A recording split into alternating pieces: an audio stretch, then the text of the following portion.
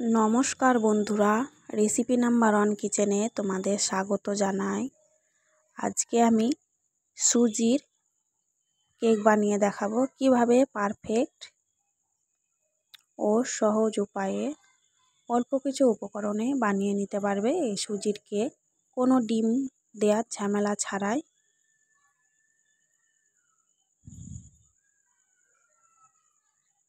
ভিডিওটি স্কিপ না করে প্রথম থেকে শেষ পর্যন্ত সঙ্গে থাকো।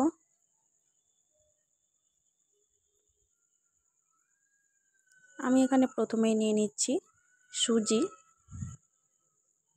আমি এখানে 2 কাপ সুজি নিয়েছি। আর যেই কাপে সুজি নিয়েছি সেই কাপে আমি দিয়ে দিলাম 2 কাপ দুধ। তোমরা এটা গরুর দুধও করে নিতে পারো কিংবা পাউডার দুধও করে নিতে পারো। আর দিয়ে দিলাম 1 কাপ চিনি। চিনিটা আমি গোটাই দিয়েছি, তোমরা গুঁড়ো করেও দিতে পারো। এবার আমি একসাথে ভালোভাবে চিনিটা গলে যাওয়া পর্যন্ত ফেটিয়ে নেব। আমি দুধটা উষ্ণ গরম নিয়েছি, আমি পাউডার দুধে করেছি ওই জন্য। তোমরা গরুর দুধে করলেও উষ্ণ গরম করে নেবে, এতে করে চিনিটা তাড়াতাড়ি গলে যাবে।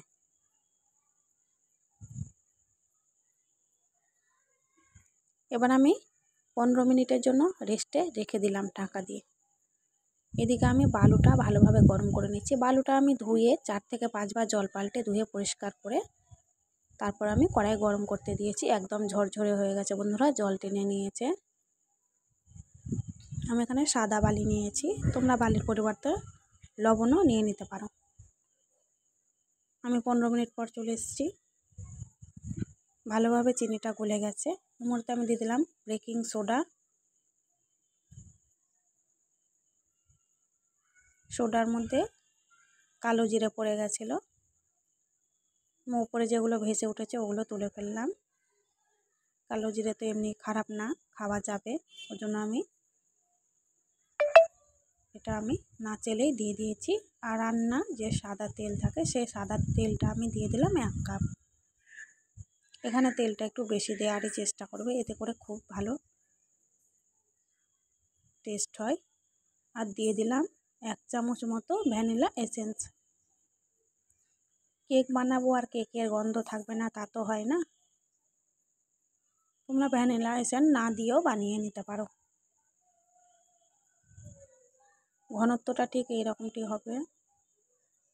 আমি এবার একটা স্টিলের বাটি নিয়েছি, আমি তেল ব্রাশ করে নিয়েছি। আর আমি লেখালেখির যে পেপার পাওয়া যায় আমি সেই পেপারটাই নিয়েছি, তোমরা চাইলে বাটার পেপারও নিতে পারো। আমি এখানে আবারও পেপারের উপরে তেল দিয়ে দিলাম। তেলটা আমি ভালোভাবে পুরোটাই লাগিয়ে নিয়েছি। এবার আমি ব্যাটারটা ঢেলে দিচ্ছি।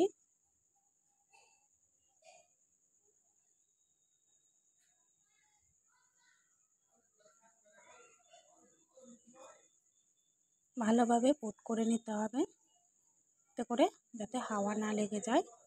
এবার আমি উপর থেকে চেরি ছড়িয়ে দিচ্ছি। চেরিটা বোধহয় থাকবে না, উপরে দেখা যাবে না, ভেতরে চলে যাবে চেরিটা।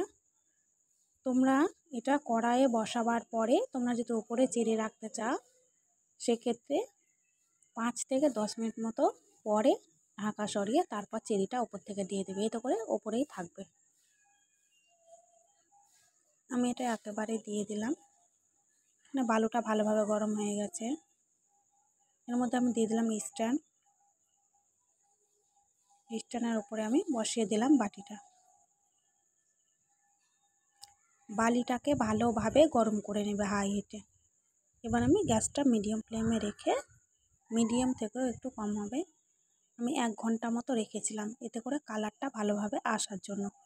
তোমরা 40 থেকে 45 সেকেন্ডও রেখে দিতে পারো। আমি কাঠি দিয়ে দেখাচ্ছি,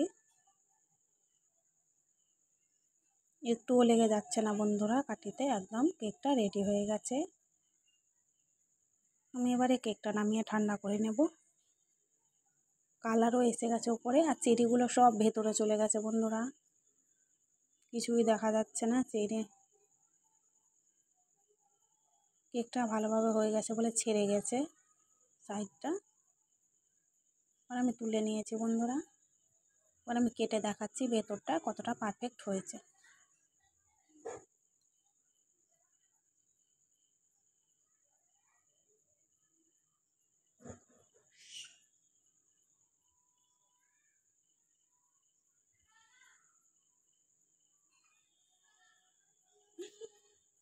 সবগুলো আমি পিস পিস করে কেটে নিয়েছি। দেখো বন্ধুরা কতটা ভেতরটা পারফেক্ট হয়েছে, একদম দানাদার হয়েছে বন্ধুরা।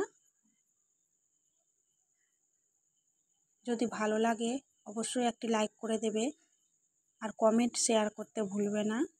আর চ্যানেলে নতুন বন্ধু হয়ে থাকলে চ্যানেলটি সাবস্ক্রাইব করে সঙ্গে থেকো, অল নোটিফিকেশান অন করে সঙ্গে থেকো, এতে করে নিত্য নতুন রেসিপিগুলো সবার আগে তোমাদের কাছে পৌঁছে যাবে।